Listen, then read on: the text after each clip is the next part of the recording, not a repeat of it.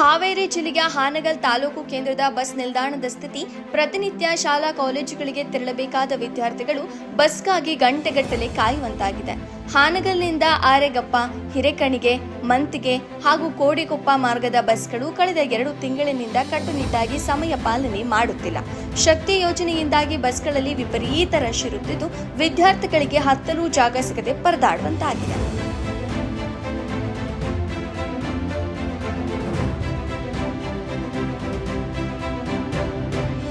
ಸಮಯಕ್ಕೆ ಸರಿಯಾಗಿ ಶಾಲೆ ಕಾಲೇಜು ತಲುಪದ ಕಾರಣಕ್ಕೆ ಶಿಕ್ಷಕರು ಹಾಗೂ ಪ್ರಿನ್ಸಿಪಾಲ್ಗಳು ತರಗತಿಗೆ ಸೇರಿಸಿಕೊಳ್ಳದೆ ಪೋಷಕರನ್ನ ಕರೆಸಿ ಟಿಸಿ ತೆಗೆದುಕೊಂಡು ಹೋಗಿ ಎಂದು ಗದರಿಸುತ್ತಿದ್ದಾರೆ. ಇದರಿಂದ ಕಂಗಾಲಾದ ವಿದ್ಯಾರ್ಥಿಗಳು ಇಂದು ಬಸ್ ಚಾಲಕರು, ನಿರ್ವಾಹಕರು ಹಾಗೂ ಬಸ್ ಡಿಪೋ ಮ್ಯಾನೇಜರ್ಗಳನ್ನ ಭೇಟಿಯಾಗಿ ತಮ್ಮ ಅಳಲನ್ನ ತೋಡಿಕೊಂಡಿದ್ದಾರೆ.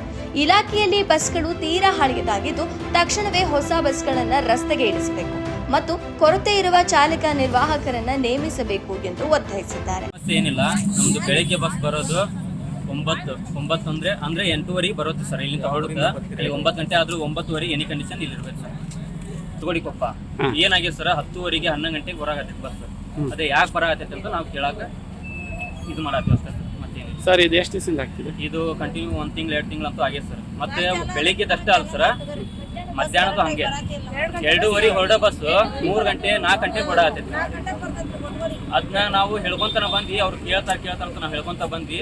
ಅವ್ರು ಏನ್ ಕೇಳಿಲ್ಲ. ಈಗೇನೋ ಕೇಳಾಕತ್ತಿದ್ಕ ಮನವಿ ಸಲ್ಲಿಸ್ಬೇಕು ಅಂತ ಹೇಳತ್ತಾರ ಸರ್. ಅದಕ್ಕೆ ಅದ್ರ ಸಂಬಂಧ ಡಿಪೋಗೆ ಹೋಗಿ ಮನವಿ ಸಲ್ಲಿಸೋದು ನಾವು ಇದು ಮಾಡ್ತೀವಿ. ಒಟ್ಟಿನಲ್ಲಿ ಬಸ್ ಮತ್ತು ಚಾಲಕರ ಕೊರತೆಯಿಂದಾಗಿ ವಿದ್ಯಾರ್ಥಿಗಳ ಭವಿಷ್ಯದ ಜೊತೆ ಆಟವಾಡಿದಂತಾಗಿದೆ. ಹಾನಗಲ್ ತಾಲೂಕಿನ ಶಾಸಕರಾದ ಶ್ರೀನಿವಾಸ್ ಮಾನೆ ಅವರು ತಕ್ಷಣವೇ ಈ ಸಮಸ್ಯೆಯತ್ತ ಗಮನ ಹರಿಸಿ ಸಾರಿಗೆ ಸಂಸ್ಥೆಯ ಕೊರತೆಗಳನ್ನು ಸರಿಪಡಿಸಿ ವಿದ್ಯಾರ್ಥಿಗಳಿಗೆ ಅನುಕೂಲ ಮಾಡಿಕೊಡಬೇಕಾಗಿದೆ. ವರದಿ Mayur Raikar, Hangal, Shri TV news.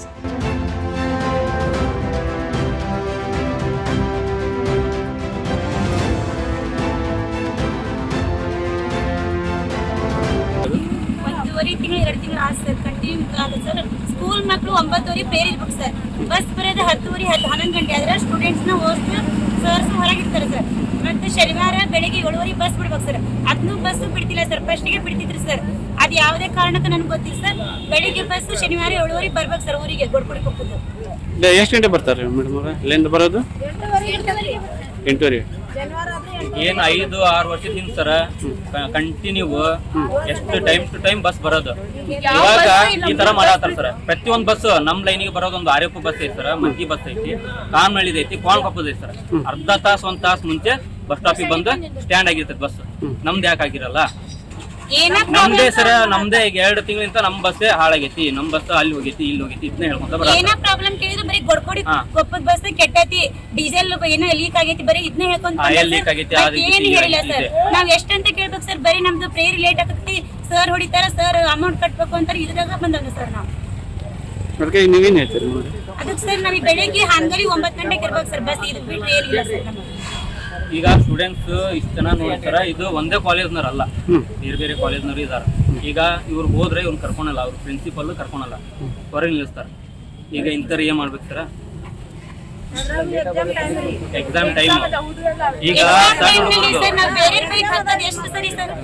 Bus 9 ಗಂಟೆಗೆ ಹಾನಗಲ್ಲಾಗಿದ್ರೆ ಎಲ್ಲರೂ ಎಕ್ಸಾಮ್ ಎಲ್ಲಾನು ಅಟೆಂಡ್ ಆಗ್ತಾರೆ ಸರ್. ಇವತ್ತು ಅದ್ರ ಬೇರೆ ಎಕ್ಸಾಮ್ ಇದ್ದವ್ರದ್ದು ನಾವು ಕಳಿಸೇವ್ ಸರ. ಇನ್ನೂ ಜಾಸ್ತಿ ಇದ್ರು ಜನ, ನಾವು ಬಿಟ್ಟು ಬಂದೇವಿ. ಎಕ್ಸಾಮ್ ಇರೋ ಕಾರಣಕ್ಕೆ ಅವ್ರನ್ನ ಅಲ್ಲೇ ಬಿಟ್ಟು ಬಂದೇವಿ.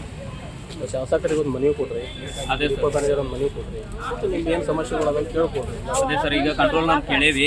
ಅವ್ರು ಡಿಪೋ ಮ್ಯಾನೇಜರ್ ಕೇಳ್ಕೋರಿ, ಅಲ್ಲಿ ಒಂದು ಮನವಿ ಸಲ್ಲಿಸ್ತೀವಿ ಅಂತ ಹೇಳಿದಾರೆ ಸರ್. ಅದ್ರ ಸಂಬಂಧ ಅಲ್ಲಿ ಡಿಪೋಗೆ ಹೋಗಿ ನಾವು ಒಂದು ಮನವಿ ಸಲ್ಲಿಸ್ತೀವಿ.